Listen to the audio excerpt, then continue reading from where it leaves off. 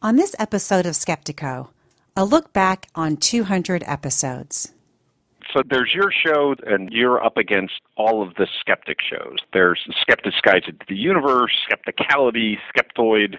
Not really, Tim. Those are like two different universes. I mean, one of the things that Skeptiko did, again, because I came in this from the outside, I saw naturally that these two things fit together. If the Skeptics Guide to the Universe and Skepticality and Skeptoid and all the rest of them are talking about parapsychology, albeit in a disparaging way, then naturally they're going to want to dialogue with those researchers. And I was naive enough to think that they actually did. What I found is that they don't. What they really want is to be left in their little island over there, in their little world, and talk about these things among themselves. Stay with us for Skeptiko.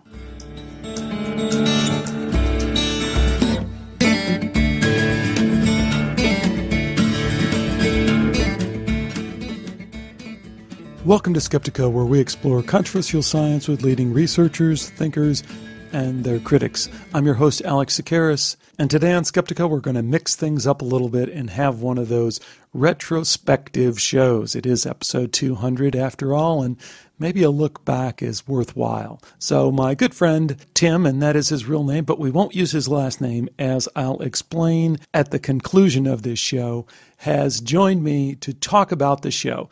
There's not a lot of introduction required. Let's jump right into this look back at 200 episodes of Skeptiko. So as I just mentioned, today we have a special episode of Skeptiko. I have with me, and I'll soon be turning the mic over to Tim, who is a longtime friend of mine and a longtime friend of Skeptiko, a guy who has literally listened to, I think, every show that I've produced. And what makes this particularly interesting, other than that I have this close personal relationship with Tim, is that Tim is a skeptic and he remains a skeptic. And I love the fact that he's stayed with the show, stayed with the material, has battled it out, and has remained a skeptic. So I think when Tim proposed the idea of doing an interview about Skeptiko, something I've been resistant to do, the more I thought about it, the more I thought, what more perfect person to conduct that interview than someone who's deeply engaged in the show and remains opposed to a lot of the ideas. In that true spirit of sorting out the data and skepticism, I can now turn the mic over to Tim. Well, thank you very much, honestly, for agreeing to do this. You and I had a bit of a back and forth on whether or not you thought this was a good idea, but I do want to do this as primarily, in my mind, as a celebration of the fact that you've reached this milestone of 200 shows. So if you look back at Skeptiko, it started January 7th, 2007, and you introduced it with how controversial science is debated. And so my ideas for the next few minutes is to talk about the show, and hopefully I was hoping we would stay out of the topics of the show. We may bleed into that, but I'm curious to get started with, how did the show get started? Take us back to 2007. Well, I started out as a listener. I've always been very interested in not only these topics, but in general, in the idea that I can learn, I can get better, I can improve by absorbing the knowledge from other people. So I was a listener, and I became quite interested in the whole idea of parapsychology and kind of paranormal phenomena, just at a very casual level, like anyone who watches TV. That eventually led me to Dr. Rupert Sheldrake, who is guest number one of Skeptiko. And the conversation I had with Rupert was along the lines of, hey, this is interesting. Why isn't anyone talking about this in a serious way, interviewing these researchers and analyzing what they have to say versus what people who oppose them have to say?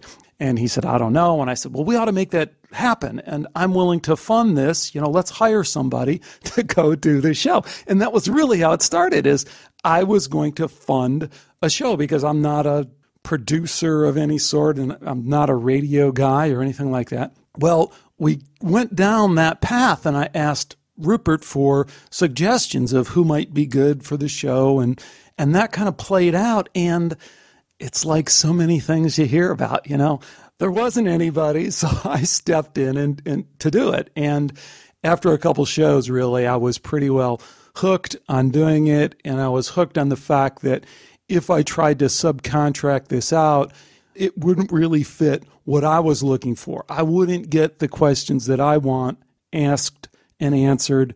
Those wouldn't come on the table because everyone does bring a different perspective to these things. So that's really how it all started. Did you get very far down the path of looking for somebody else to host the show? Yeah. I mean, he threw out a couple names. I followed him up. There actually is one guy who appeared very early on in my interview with Michael Shermer, who we were considering for, doing the show. And I actually met him here. He came down to Del Mar, and it wasn't a good fit. so I don't know if I exhausted all possible candidates, but yeah, we went down that path. And what was Rupert's reaction when you said, I'm just going to do this myself?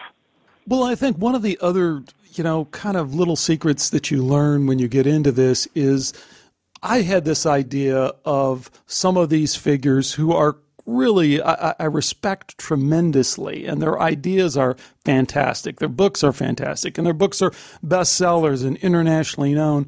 But I think in my mind, and I think a lot of people's mind, you have this idea of this kind of infrastructure that lies behind them and that their tentacles reach out and all this.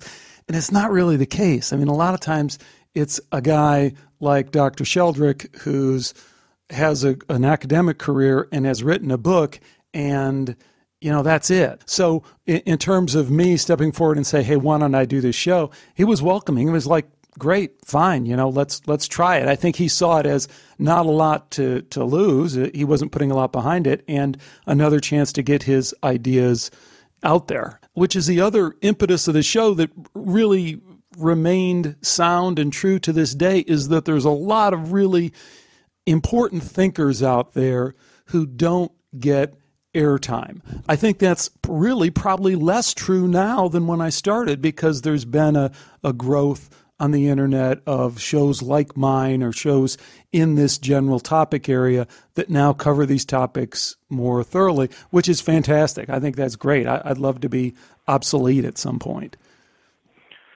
So 6 years you've been doing this, which is roughly 30 a year, basically one every other week. You've kept up very consistent kind of pace. So if we'd asked you back in 2007, would you be doing this 6 years later? This is kind of like the question the Rolling Stones are getting now as they're getting into their 50th year. Everybody's asking them, would they have known that they would be doing it 50 years later? But so what if you had been told in January 2007 that you'd be doing this 6 years later? I think, even the comparison or the hint of the comparison of me and Skeptiko with the Rolling Stones is something that I have to that was deliberate on my part. Yeah, I have to really tread very carefully there. No, you know what I've said repeatedly to people, and I've had to say it so that I can remind myself of it and gain as much humility as I can, and that's that this is my journey. This is my little trick. This Skeptiko show and the opportunity to provide this on the internet and iTunes and thousands of people and all that. Hey, man, that's just a little trick, so I get to call these people up and talk to them. Because if I just call them up and talk to them, no one would talk to me. So the idea of a show and a regular schedule and a continuation of it or anything like that is just, for me, an outgrowth of this desire to talk to folks. And so those are that's just a vehicle that allows me to keep talking to the people I want to talk about. So, whether I was thinking about 6 years or whether I think about 6 years in the future or whatever, I'm just on this journey. Yeah. The whole area or the whole arena of podcasting. So you're in I think we've spoken. You're in the tens of thousands of downloads kind of field there. You're the Eben Alexander, you said on YouTube, was in the hundreds of thousands of views. I'm sure you've thought about monetization of it. Has that ever really been something you've pursued at all? No. It's interesting. Both you and I share a business background. We started our business career, our professional career together, and that's how we first became We friends. sure did.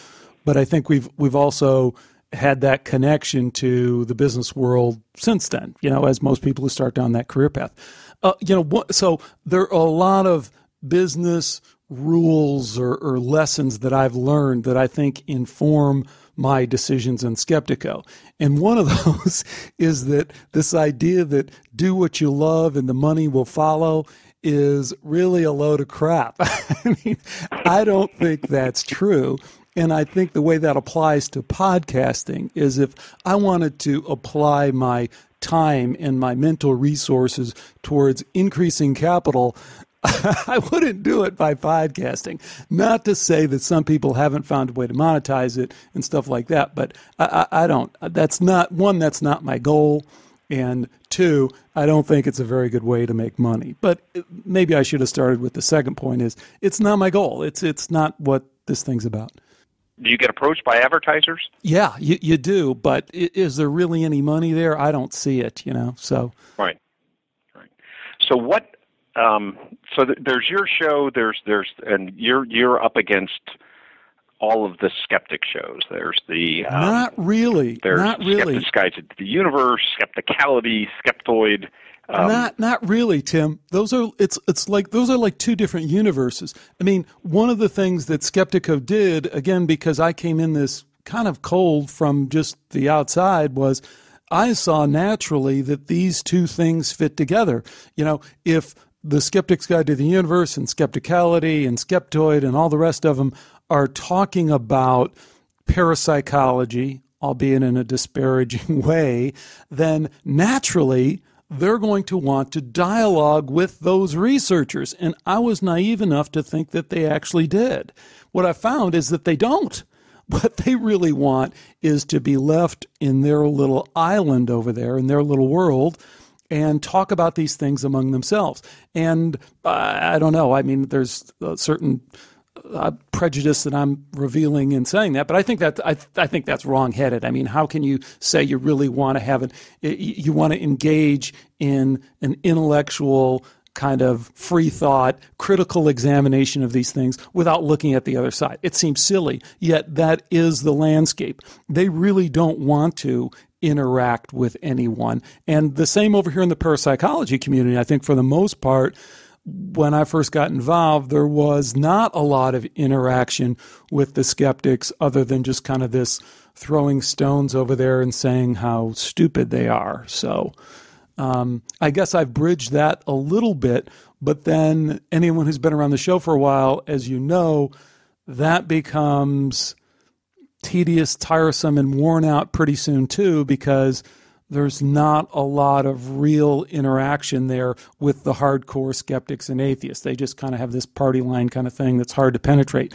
What is effective is going to, I guess, the level 2 people behind that, the mainstream researchers in the field who more or less echo a lot of those same skeptical, materialist, atheist kind of worldview things, and kind of pulling them into this kind of debate and dialogue, I think, is fruitful and will remain fruitful for as long as I want to do it. There's no end of people that will engage in that dialogue, either knowingly or not knowingly, as we've found in Skeptiko. Some people don't fully realize the dialogue they're getting into when they get into it. They assume you're skeptical, and the conversation goes a different direction. You've been on Skeptics Guide to the Universe, and they've been on you. It sounds like you don't foresee that happening much in the future. Oh, I've tried. I've pursued Steve Novella, a half dozen times since then. So right. He used to respond, although very slowly, to my requests. He doesn't respond anymore, which has been the case over and over again with skeptics. And they lose an argument and they run away. I mean, that sounds kind of harsh, but it really is the truth. There just should be so much more engagement with these issues in a debate format. Again, it really doesn't wash the skeptical position at the end of the day. It doesn't hold. I mean, I'm here. I will engage, debate, whatever you want to call it, anyone, anywhere, anytime. Anyone, that is, that has any audience or credentials or kind of certain reputation in this field. I don't know why anyone wouldn't do the same. I mean, if you think your ideas hold up, you got to say, hey, bring it on, and so I have gone through the 200 episodes, and I've done my own completely unscientific categorization of all the shows. And I've also tried to also count guests. So it's probably no surprise that Dr. Sheldrick has been on the show the most times. I have him down for 7 times. Novello I have on 4, Ben Radford 3 times, Jeffrey Long 3 times, and then a bunch of onesie-twosies. The one thing that struck me is when I was looking at that is that Dean Radin has only been on the show. It was on your second show. Yet he's never been on since. And although he is probably a name that you've probably quoted as often as Rupert Sheldrake in the course of recording the shows and recording the interviews. What is there a reason that Dean Radin had? I guess there was an email exchange during the Global Consciousness Project exchange, but I don't think he was actually on the show again. Is there any reason you haven't been able to get him back on the show? Wow, you've really kind of dug into this stuff, done your research. Even when you pulled that global consciousness reference, I was going to mention that, and then you... I am a fan of the show. Despite what you believe, I am a fan of the show. I've listened to all shows. That's awesome. I interviewed Dr. Radin another time, did a video interview of him. I have not published that. It's a few years old. I'd love to get around to publishing it at some point. But there really isn't any other reason why he hasn't been on the show. I have a tremendous amount of respect for Dean Radin. I think he's one of the real giants, if you will, in this field. I think his thinking is just always spot on. When I visit his blog, I'm always blown away. Sometimes I'm blown away by reading something going, yeah, and then I look up and it's 2009 or 2010, several years ago. Well, that sounds like a good topic for show 201. Then you should get him back on. So my categorization of it is, and these are very rough numbers, about a quarter of the shows were related to NDEs, about 20% on psychic and paranormal activities and topics, and then kind of 15% associated with skeptics. Just interviews back and forth with skeptics and believer, non-believer kinds of discussions. 10% on what I called religion, 10% on consciousness and so forth, 10% on dogs. Is that how you would have characterized the split of the show? Does it surprise you that NDEs is that prominent, almost 1 in 4, kind of 25% of the content of the show? Well, again, it's interesting when you break it down statistically, but then again, maybe it's not so interesting. I don't know what I really would pull from those stats, other than there's been this kind of evolution in the show. If you listen to the show and go back and listen to it, the NDE thing, near-death experience science, really comes up because if you look at the general lay of the land and you say there's kind of 2 models that science is dealing with, 2 paradigms. One paradigm is that we're all biological robots. Materialism. Scientific materialism. And you say, so there's that and there's something else. And then you dig into, is that true? Are we biological robots? And you start pulling that apart, and you look at parapsychology, and you look at the data, and you look at science and philosophy of science and all that. Eventually, you come down to a lot of nitpicky statistical, is that really significant, and kind of Richard Wiseman, I accept the data, but that begs the question, do we need a better standard, kind of thing. NDE science, near-death experience encounters, seem to kind of break through all that nonsense in a way that's really challenging to that atheistic materialistic worldview, because the medical profession really approaches this phenomena and these phenomena from a different standpoint. They say, we had this guy on the table, he died, and he came back and knew stuff that he wasn't supposed to be able to know.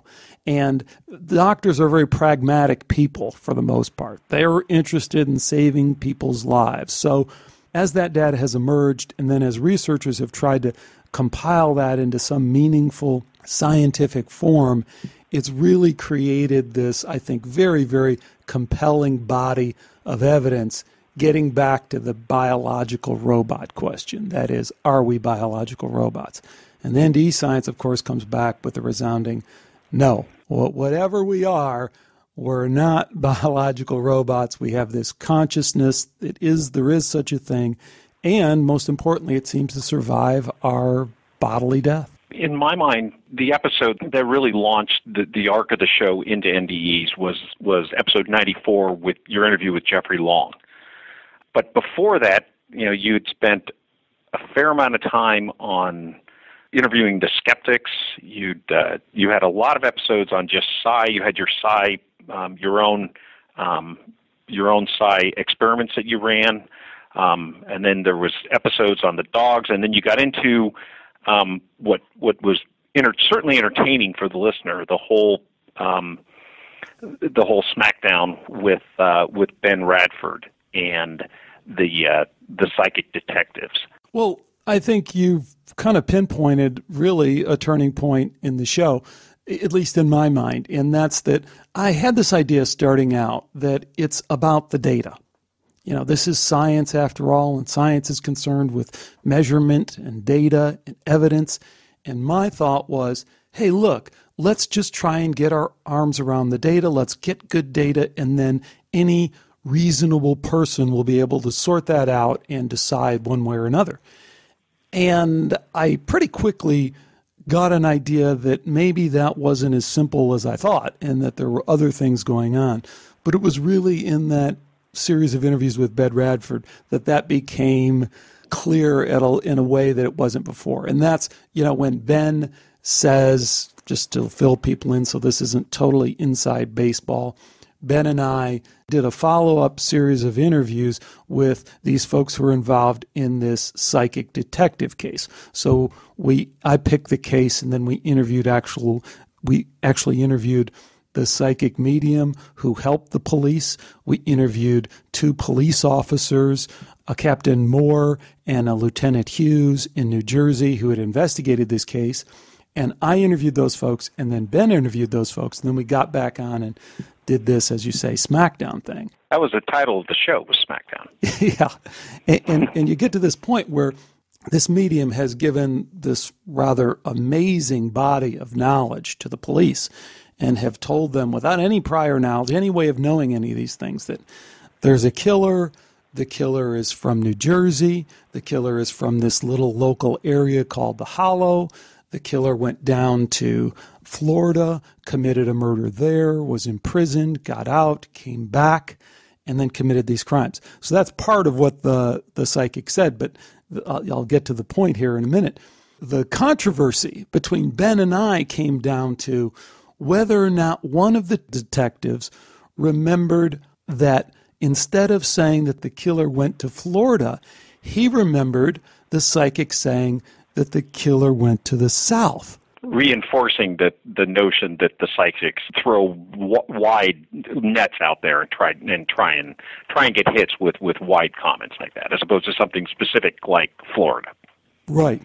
But, it's preposterous, right? It's completely crazy given all the other things that the psychic has gotten right, and the fact that, one person specifically, one of the detectives specifically remembers Florida, and the other guy remembers the South. Well, actually, we even did a follow-up interview with this guy. I insisted that right then we got him on the phone, and he says to me, and he says to Ben, hey, I might have said the South in the general sense, but I do remember Florida.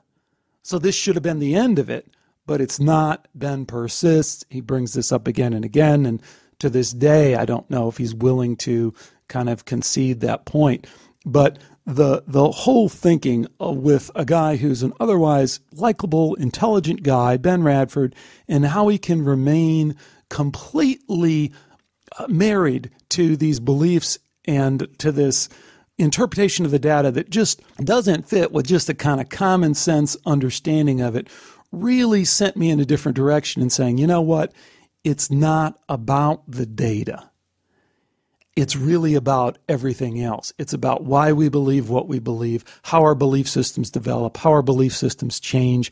And until we really figure that stuff out, then all this stuff about the data is more or less a sideshow, because people will always be able to say it's the South, it's not Florida, if they want to. And when we spoke last week, it was interesting. I asked you why did you revisit? Because episodes 151 and 153 was revisited, I think, on Skepticology, or you jointly published a show. What? And you said that Ben came back to you? You know, it was actually another podcaster, a guy by the name of Blake Smith, and he hosts a show called Monster Talk. And That's right, Monster Talk, right. Right.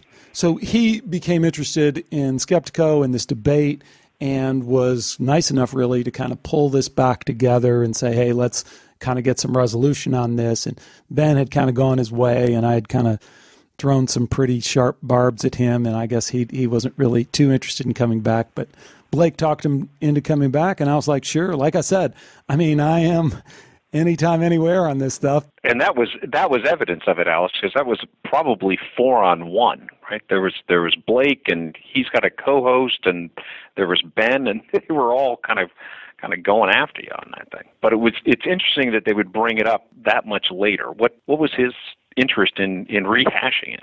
Well, you know, one of the things that's interesting about the medium of podcasting is that these things live forever in time. And it's one of the real fun things for me is getting emails from folks who say, hey, I just discovered the show on episode 140, and I've decided to go back and listen from the beginning. You know, I think, wow, that's so great. I mean, I've done that so many times in exploring something and getting interested in it, and then finding that there's this library that I can go back and listen to. So I think the time sequencing thing, and the fact that, you know, Blake, for example, discovered this thing that had happened a year ago and yet felt it being immediate and present to what he wanted to deal with is I think, part of the whole thing. So those kinds of shows, I think you called the number 68 the Smackdown. Those kinds of shows where there's very stark contrast between you and who you're interviewing. There's Radford. You had Brian Dunning on. Do you like doing those shows when you know that you're going to be going head-to-head with somebody that fundamentally disagrees with you? I don't like those, but I don't seem to dislike them in the way that other folks do. When I do those shows, the reaction is usually polarized. There's so many people, and this always surprises me, who are proponents, believers, if you will, who are really offended. I mean, they just don't like controversy. You can see, and they don't like this kind of confrontational, battling it out kind of thing. And that always surprises me. I don't know how you really get to the bottom of things that you care about deeply or that you have strong opinions about without having a little bit of friction. And the other thing I guess I'd say about that is that while I don't seek those shows out, and I don't think those need to be the main focus of Skeptiko, I do feel a need to revisit those topics every now and again, because one of the conclusions that I came to in this, hey, it's not about the data, it's about everything else, is there's a question, I think, in the back of everyone's mind, which is, how can this be? I mean, here's this guy or here's this group of people who are saying, fundamentally, the scientific model that we have is flawed. And the immediate question you have to be is, how can that be? Wait a minute. I have this iPhone 5 here that is a testament to how great science is. So don't tell me science is wrong. How can this be? So I think we have to occasionally go back and revisit that and really look hard at what the other folks have to say. The folks who say, no, you are a biological robot, life does have no meaning, and it's all about machines. I think we do have to go back and give them the floor every once in a while and hash that out with them. I mentioned NDEs, and NDEs has been a pretty prevalent topic, and you think, as you described, you think it's a pretty important topic in what you're pursuing with the show. There was a Jeffrey Long in episode 94, and then you had just a whole series. You finally got Sam Parnia on 116, I have down. He is doing that. It's called the AWARE study, I believe. Is there any update on where that is? I don't know if we'll be able to get Dr. Parnia back on. I certainly hope so when the AWARE study is published. As far as the updates, I think there's a lot of people that are fascinated by that work. I don't know currently what the status is, but the last time I checked, they had really not published a lot of information. They've let out some little hints here and there about what might be coming, but again, it's kind of in the future we'll have this. Of course, my take on the AWARE study is that it's kind of a sleight of hand, if you will, in that here's a study that's gained a tremendous amount of attention and focus within the NDE research community, and it's really a replication of a study that produced null results. I mean, the idea that you can have an image above the hospital bed of a patient that suffers cardiac arrest and that they'll be able to leave their body and see that. There's a lot of problems in that experiment, as we explored in that show, and that Dr. Parnia is willing to admit are problems. But moreover, when they ran the pilot study for that, they didn't get any positive results. So usually you take that as a sign of either there's nothing there, which I think is not usually the kind of conclusion that you draw from a pilot study, or you'd say, gee, we need to rework this in a way where we can get some data that we can really wrap our arms around. And as I also pointed out and point out again and again on the show is, in that same series of experiments, if you will, there was research done by Dr. Penny Sartori and Dr. Peter Fennick where they did a simpler thing, and they just went and talked to the people after they had cardiac arrest. And they said, do you remember your resuscitation process? Do you remember the specifics of it? And then they compared the accuracy of that with the accuracy of patients who had suffered a cardiac arrest but didn't have a near-death experience. And they had a very statistically significant result from that. And Jan Holden from the University of North Texas did a similar experiment, published the results, also had significant results. So according to Dr. Parnia, he is going to include that kind of data and that kind of analysis in the AWARE study, but he kind of leads with this idea of people are going to float outside of their bodies and see these pictures on the wall because, again, in the reality of selling science and communicating these ideas in the ways that people can grab onto, that's certainly an idea that's captured the imagination of people across the board, believers to kind of hardcore skeptics, as being a good way to run this experiment. Although I don't think it is a good way, but anyways, that's the general sentiment.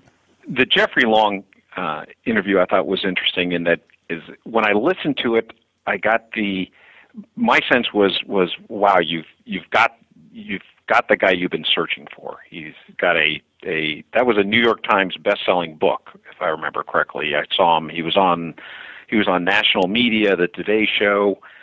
Do you think that he changed the public dialogue, the broad public dialogue, and the perception of NDEs and what it means to our existence? Do you think it really moved the needle? I don't know. You can look at it both ways. You can look at it in terms of all the things that you said, New York Times bestseller, national media, follow-on books, success, or you can look at it and say, but the persistence of the counter-atheistic idea that this is all just an illusion has also persisted and has also gone forward in the mainstream science media and has continued to play and get out there too. So it depends, is the glass half empty or half full? Also, if you look at it from a historical perspective, there's certainly been a lot of NDE books since Raymond Moody on that have gained a lot of this kind of attention and this kind of traction among the general population, and yet the persistence of the biological robot paradigm continues. And Eben Alexander seems to be hitting. He's had arguably even more success with his book, and And my wife mentioned that she heard him on NPR or something. So he's running up against the same resistance, you believe? Well, it's funny because there obviously isn't the resistance, right? So New York Times bestseller, #1 on Amazon, Oprah, right. NPR, all the media outlets. You can't sit back and say there's resistance. But where there is resistance is within the scientific community in accepting this or putting any kind of serious resources behind looking at these questions. Because there's a lot of ways to do it, as we've explored on the show. It's not like this is completely outside the realm of what science can investigate, certainly outside the realm of what medicine can investigate. It's not, but yet it's ignored. So before we celebrate, the coming paradigm shift, I think we have to take a good look at even this brief little snippet of history and learn a lesson from that and be very cautious in our optimism that there is going to be a lot of change. Is the paradigm shift coming? I don't see a lot of evidence for it. Then again, in a recent interview with Dr. Mario Beauregard, I asked him that question directly, and I thought he had a very strong argument for the fact that there is this change. And he's a neuroscientist in Montreal, and he says, hey, at my university, at my conferences, in the journals that I publish in, I definitely see a shift, a change in the openness to these ideas in the last 10 years. So maybe I'm being too pessimistic. Let's talk about the forum. Talk to me about the role that the forum and the message boards play in Skeptiko today. Well, the forum was actually started by a Skeptiko listener. Jacob, who lives in Israel, contacted me, I think it was a lot earlier than episode 100, and he was somebody who was really interested in the show and said, hey, it would be great if we had a forum for this. Why don't I run this? And he has a website called mindenergy.net. He thought it fit in general in the topics that he liked to cover. And he's a guy who stepped forward and said, hey, let me run a forum for Skeptiko. And I was like, great, which is, one of the things that has always been in the back of my mind about Skeptiko is this idea of a community project, not just me, but people who are interested in these topics often don't have a lot of other outlets. I love to engage with those people and get them involved in the project that is Skeptiko. So it's totally fitting to have somebody like Jacob step forward and run that to me. And he's been fantastic. I'm really grateful for his help because there is, a fair amount of work in running that. And then in the last year, Andy Paquette, who is someone who's been on the show and has been a guest host on the show, and someone who has become a friend of mine through the show, offered to step forward and do moderation of the forum. So again, it's the help and support of people who are kind of involved and engaged in the process of Skeptiko who really make things better in a way. And I think the forum moderation that Andy has done has kind of made for an improved dialogue on the forum. Were you playing that role previously? Not very well. So you do view that as an integral part. It makes it more than just a one-way communication. It's an important thing to Skeptiko to have the forum. I think it is. At the same time, I've never been involved in a forum before I was involved in Skeptiko, so I don't really know. I've had to learn myself what that interaction is like and really how you relate to people and how all that evolves.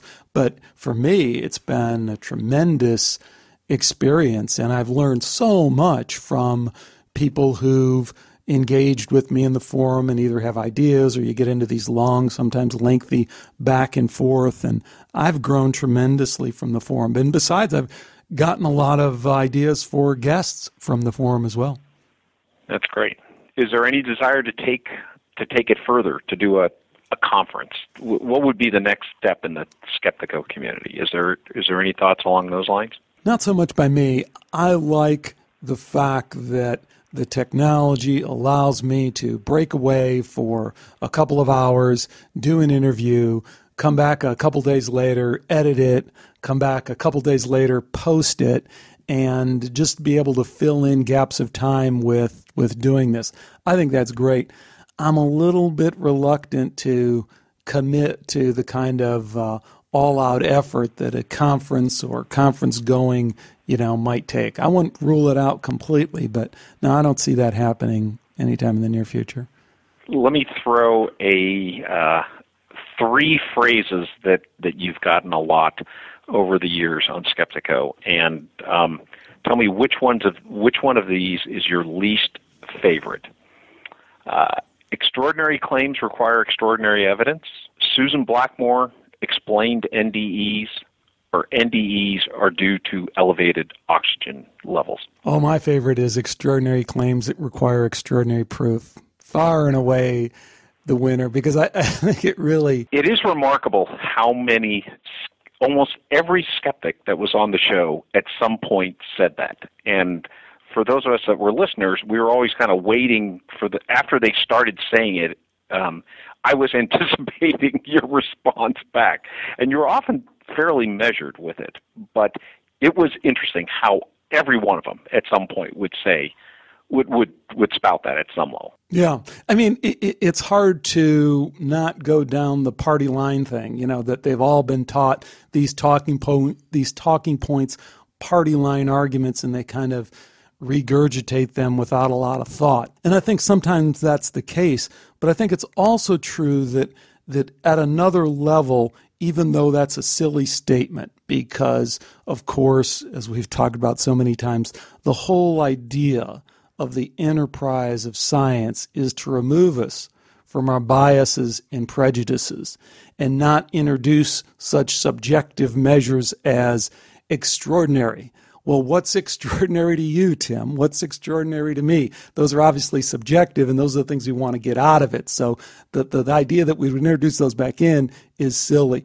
But at the same time, we have to acknowledge, like all these things that people say that don't make a lot of sense, there is an underlying truth that you do have to kind of tease out of there. And that's that, hey, practically speaking, we do demand more evidence for information or phenomena or theories that lie beyond our day-to-day experience. So there is some truth to that, even if people don't always say it in the right way or have the ability to kind of back it up from a logical, critical thinking standpoint.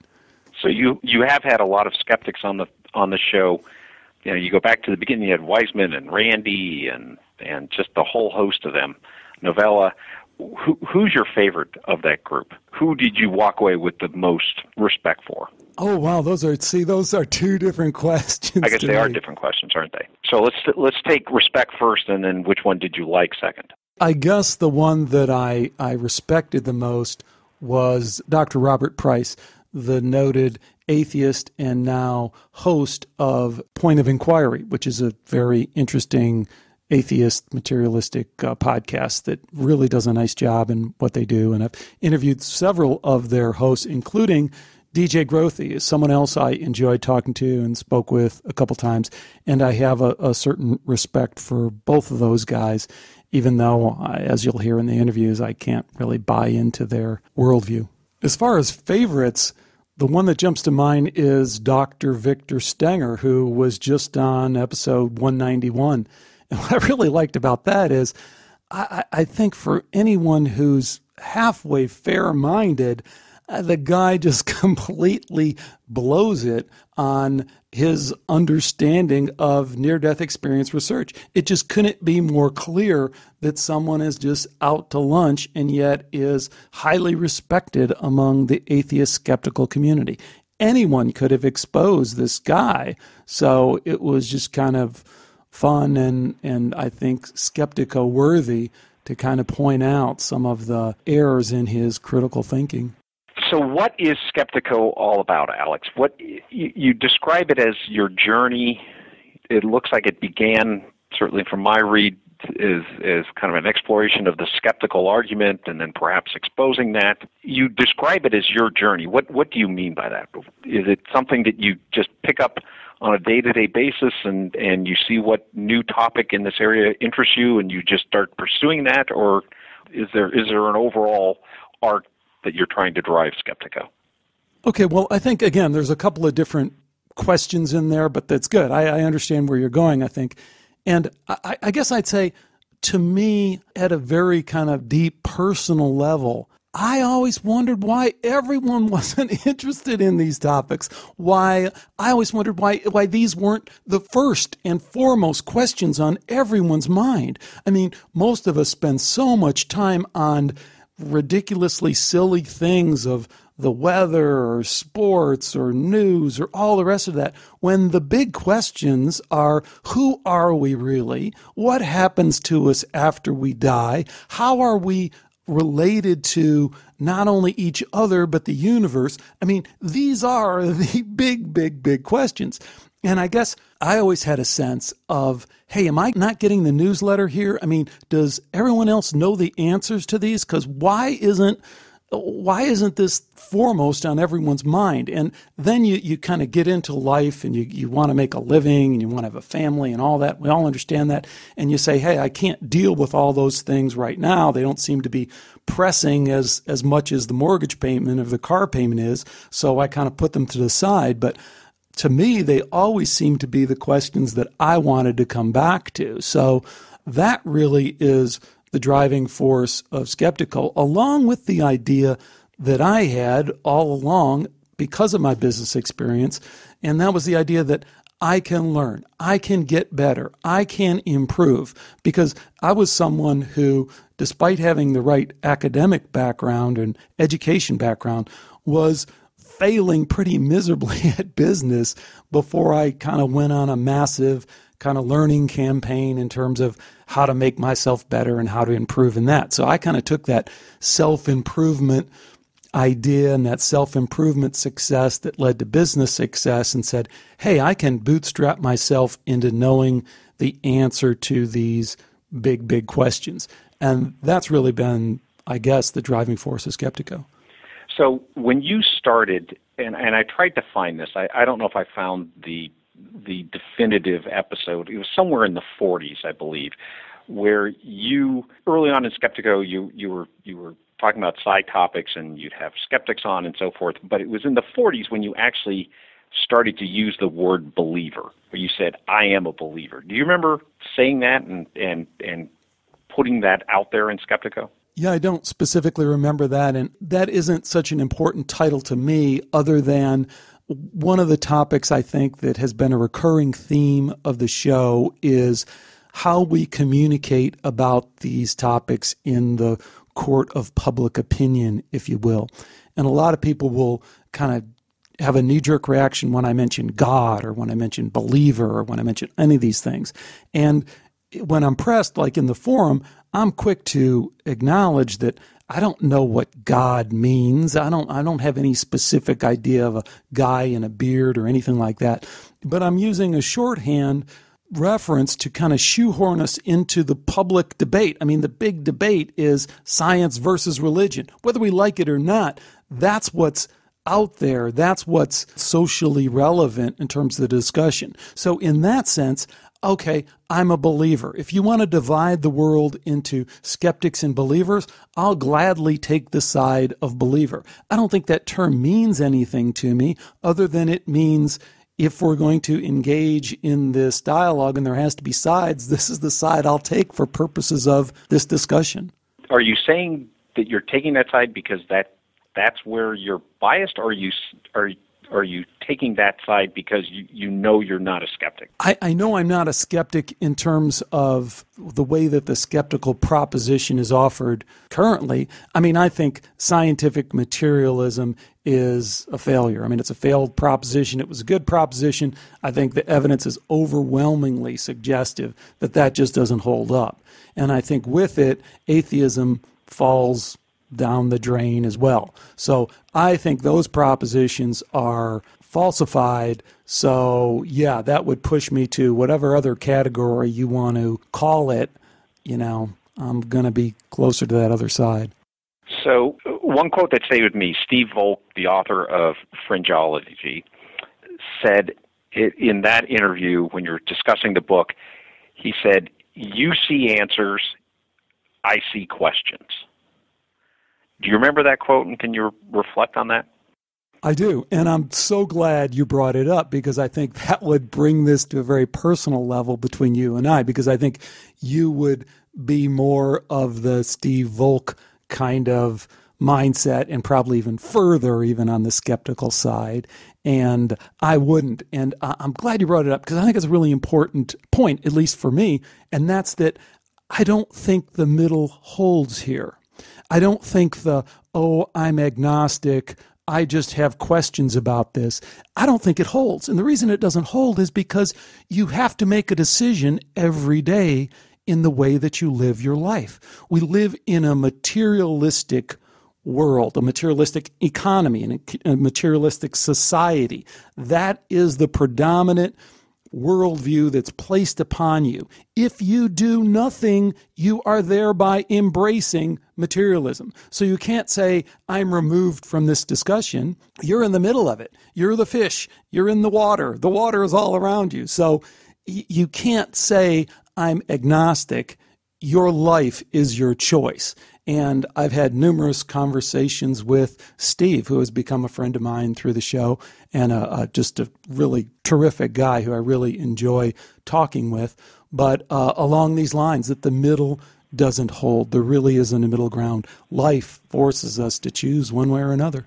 So you say that, but on a recent episode, I believe it was with somebody on topics of UFOs, where you said there was a discussion of the truth, and you said something along the lines of, there is no the truth, and that's a reality that you'd come to. It's about the journey. So you seem to be indicating that it is more about an ongoing exploration for you, as opposed to being a hardcore, having come down one side or the other on the believer skeptic, the continuum. Well, again, it's kind of hard. One of the things I've come to appreciate about this biological robot, scientific materialism, that I bash repeatedly because it's so strongly ingrained, enmeshed in our culture, and yet it doesn't hold up. And that just kind of galls me from a critical thinking standpoint. How can something so wrong have such traction? So I'm always bashing it. On the other hand, especially lately, I've come to appreciate how hard and difficult it is to get beyond that, and how reassuring it is to fall back on the notion of materialism. I mean, everything gets really, really fuzzy when you kind of go into this post-scientific materialism realm. And by that I mean, what is reality? I mean, if consciousness is fundamental. So this debate of biological robots is that, you're just a robot, you're just a machine. And the counter theory is that in some way we don't understand this thing of consciousness, this me, this ghost inside the machine is fundamental. So matter isn't fundamental, consciousness is fundamental. That's one hypothesis. Well, what does that really mean? It means that all these ideas of measurement, all these ideas of reality, if you will, are now have to be put on hold. So we can no longer in that world talk about reality or talk about our experience or talk about things like time. It all kind of falls apart. So in that sense, what I've said before, and I think it holds, is that, hey, I'm going to play this little game with you called consensus reality. And we're going to pretend that this desk that I'm tapping on is real, is solid. Even though we know it's 99.99999% nothing, it appears solid to me. You can see it, I can see it. We're going to call this reality.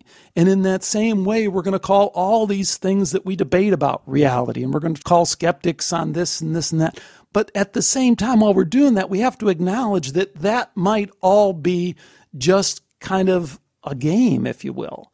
And there may be a bigger, larger truth out there that we're not really dealing with when we talk about things in that way. And that's pretty abstract, but I think you can see where I'm going and why it's necessary to kind of talk out of both sides of your mouth when you talk about skeptics versus believers or scientism or even scientific evidence. So that does get out there. Is that the direction that you're going to take the show to continue? So that's the synchronicity kind of topics. And some things that you've been exploring recently on the show. The reality is not really reality kinds of topics. Is that where your current interests are lying? Not too much, because there really isn't a lot to go there, right? I mean, as soon as you jump into that other realm, then what is there to talk about? A couple of areas I want to pursue further, and they really have a tendency to polarize people, or maybe more accurately, to really put people off. But one of the nice things about doing a show like this and not caring too much about growing your audience as much as you can or appealing to a certain crowd is that you don't have to worry if people are put off by these topics. But one topic is UFOs and the ET hypothesis. I think it's central. I've explored it a little bit in terms of how that might relate to consciousness, what those reports mean, but I think wrestling that to the ground and figuring out as best you can what the reality of that is central to answering these big picture questions. And it's another one. What is the ET hypothesis? Whether there are extraterrestrial beings or not is the ET hypothesis. Well, the show has introduced me to many terms. I tried to write them all down: NDE, synchronicity, singularity, precognition, precognitive dreams, remote viewing, neuroplasticity, and I look forward to hearing about the ET hypothesis. Thank you, Alex, for agreeing to be a guest on your own show, and it's been a pleasure listening to the last 200 shows, and please keep the shows coming, Alex. Tim, thanks so much for doing this. I'm really glad we did it, and I hope people find value in it. Thanks again. Okay, one quick final note to wrap things up here on episode 200, and that is that I want to thank Tim, but I can't use Tim's last name. Quite telling, I think, that a week or so after the interview, Tim emailed me and said, hey, I have a lot of corporate things. I may be doing some board of directors and some public corporations. Maybe I shouldn't use my last name. Now, I understand that. I understand that completely. It's for the same reason that so many people don't use their real name in the forum. But isn't it a little bit strange that we can walk down this path and we can all have this conversation about belief, about what's important and what we know? And we have a tendency, no matter how many times we bring it up, to gloss over the reality that we live in a world, in a society that has made these kind of topics taboo. So that leads me to one question that I'd like to tee up for episode 200, and that is, why are so many of the topics we talk about on Skeptiko taboo? Hey, I really do hope you've enjoyed this look at Skeptiko. If you'd like more information about the show and you're not already a listener or familiar with all our previous shows, please check out the Skeptiko website. It's at skeptiko.com. And there you can also find links to join in a conversation with us about the show. You can leave a comment directly there on the website or click on our forum link and jump over there and join the conversation on our forum. Well, I have several interesting shows coming up. They're kind of stacking up again, so I'm probably going to be on an every week schedule for a little while. I hope you can keep up, but I just can't stop doing these interviews. There's so many interesting people to talk to. So please fire up that iPod, and while you're at it, fire off an email to your friend or write a blog and tell as many people as you can. Share the word about Skeptiko so we can continue to grow this community and expand the conversation as far as we can. Okay, that's going to do it for this time. Do take care, and bye for now.